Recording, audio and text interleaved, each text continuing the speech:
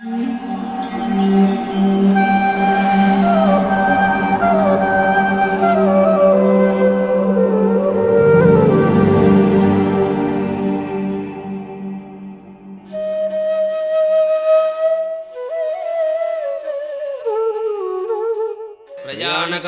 मनसाचलेन भक्त्या युक्तो योगबलेन चैव भ्रुवोर्मध्ये प्राणमावेश्य सम्यक् सतं परं पुरुषमुपैति दिव्यम्. Krishna says, one who, at the time of death, fixes his life air between the eyebrows and by the strength of yoga, with an undeviating mind, engages himself in remembering the Supreme Lord in full devotion, will certainly attain the Supreme Personality of Godhead. The words Prayana Kale mean at the time of death, life is kind of a preparation for the final examination, which is death. If we pass that examination, we are transferred to the spiritual world. At the time of death, a yogi closes the doors of the senses. Hearing is concentrated on the Omkara sound that is within. Similarly, all the other senses are withdrawn from external activity. The mind is then concentrated on the Vishnu Murti within the heart. When the yogi has thus withdrawn his senses and concentrated his mind, he transfers the life air to the top of the head and decides where he should go. There are innumerable planets in the material world, and beyond these planets is the spiritual world. The yogis obtain information of these planets from the Vedic literatures. Thus, by vibrating Omkara and leaving the material body, thinking of the Supreme Personality of Godhead, Shri Krishna or Vishnu, the yogi is transferred to the spiritual world. Dhruva Maharaja was a devotee. The yogis are generally not devotees.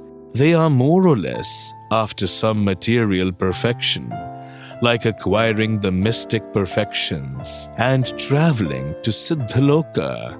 But generally, one who sees Narayana, he becomes a devotee, and once a yogi's mind fixed in the form of Narayana or Sri Krishna, then he loses all his material desires and becomes a pure devotee like Dhruva. Then he can enter into the spiritual world. The yogi has to leave the body at an auspicious time by his arrangement as explained above, or by accidentally leaving the body at such a time. Otherwise, the yogi will enjoy in higher planets and will again come back. The Gnanis and yogis are generally impersonalists, and although they attain the temporary form of liberation by merging into the impersonal effulgence, the spiritual sky, according to Srimad Bhagavatam, their knowledge is not considered pure. By penances, austerities, and meditations, they can rise up to the platform of the Supreme Absolute. But as has been explained, they again fall down to the material world because they have not taken Krishna's personal features seriously. Yogis who attain impersonal oneness through meditation, according to the Patanjali Yoga system, reach Siddhaloka. The inhabitants of Siddhaloka are by nature perfect in the yoga achievements, which are of 8 varieties. Brahmaloka is understood to be the highest planet within this universe. Siddhaloka is considered to be one of the satellites of Brahmaloka. All the residents of Siddhaloka are spacemen, and they can travel in space without mechanical help.